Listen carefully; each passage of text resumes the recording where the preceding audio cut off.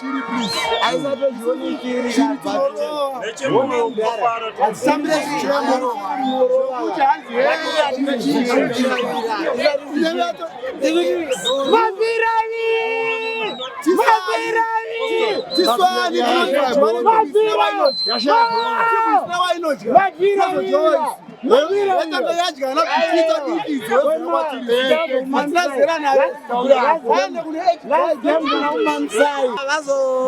timamisawo but isusu tisimabhiravira tisinopisa avava habhadhari maplayers mabhiravira anoona nezvokuti isusu gameplan yesinayo ndeipi tikuda kuitei mushoni hambona mudara sachakurovesa apa nhasi chii apa chatirovesa pane zvimwe chembere zotosazogona bhora but hatichagona hanzi makatenga mazita takatenga mazita but mabhiravira vanongopedza vega chinonzi mabhiravira izvozvi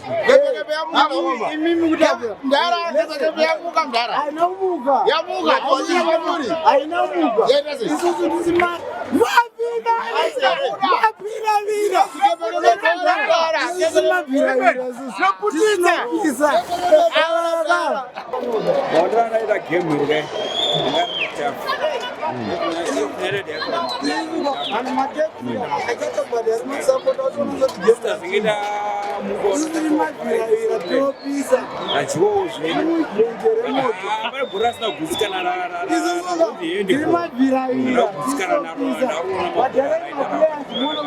vanopisa ndevanayo semaonera nhasi mamuchitarisira wini here nhasi taitarisira wini but asingeda kungoti draw akatanga kukanda kubhokoraita kungoti I'm chairman of Warringah chapter, Scotland FC chapter. It's a game of football. We have to accept whatever is out. But we are preaching not to violence, not to drugs. Anything that can be out, today life after amanga munhu azorohwa aswara dai so uchazoda kuenda kuchipatara kafana negame ratamba whatever yabuda it's fine now. It's fine now. We move on. We are hoping to win another game to come. Yes, the platinum, we are coming to you. We are coming. We are coming to you. We are coming.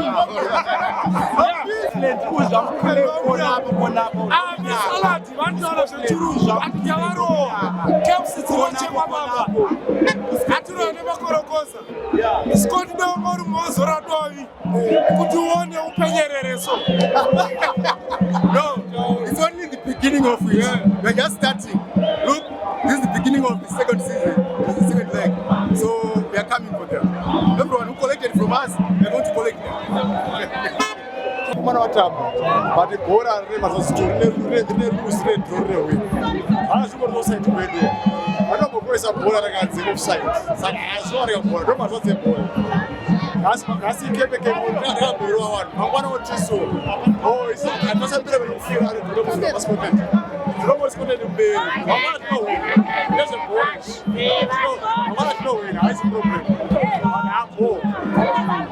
we really enjoyed.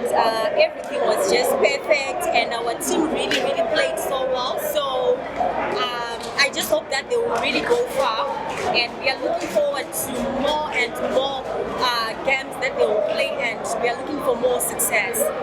Okay. Basically, I'm so happy. I feel like Bora Ramuka Zimbabwe.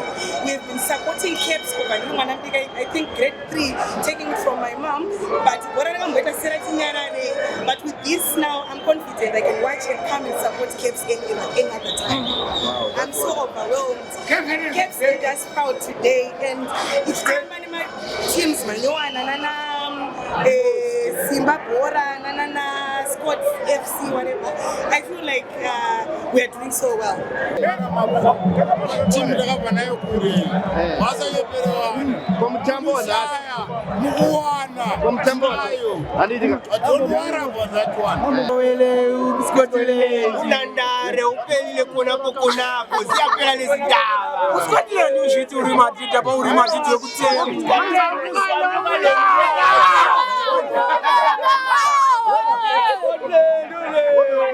Cause Zvafa zvikananda baba. Zvafa zvaura here. Caps ma1. Caps notouraya mudhara. Haina basa kuti chigaranda. Ukaona munhu wetimu atiza team koma players. Caps yauza hondo. Caps iri talent. Mischievous. Caps. Game, bora zvinongoitika. Caps yangovina nokuronda badaya zviripo. Unongovisa bora badaya asinoenda pana. Doti vedu. Uskoti uzvambukile nomnyaka. Konapo. Zvangoitika wekova. Caps yangotoroshimuti. Badaya pakati veskoti atichinje. Isu vanhu vacho.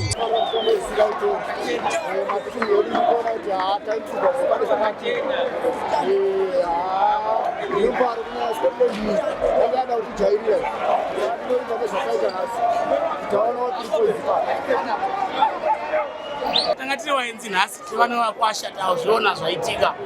Caps yaimprova ndelazaoni Caps yapika yaimprova Bakala agona basa but imwe credit isikuona vanhu vakawanda. Witness mukuli uyo is a good goalkeeper coach. Magoalkeeper eCaps angwara achagosekizve kumhanya credit kuna mukuli kuna Bakala vekutora varuziva zvekuita. Tinotazvitenda chaizvo vari kuimbura bhozi Scotland haipanomboyazi pandiyo yega timu yakaichairwa ichirohwa vayazoti pasi pano panorohwa vanhu. Bhora rakanaka mudhara ngoti mareferi munomo anongoti 1-2 support management a draw. Saka pana win is a win. Hayo tokufarira kuti no at the end ndiyazofana kuti pataifunga kuti bhora muno mareferi zadi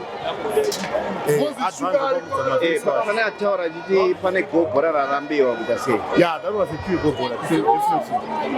That was a pure gobhora. What's your word kuvanhu vereferengi vava? No, I can't say anything, but it's okay. Why is it lose?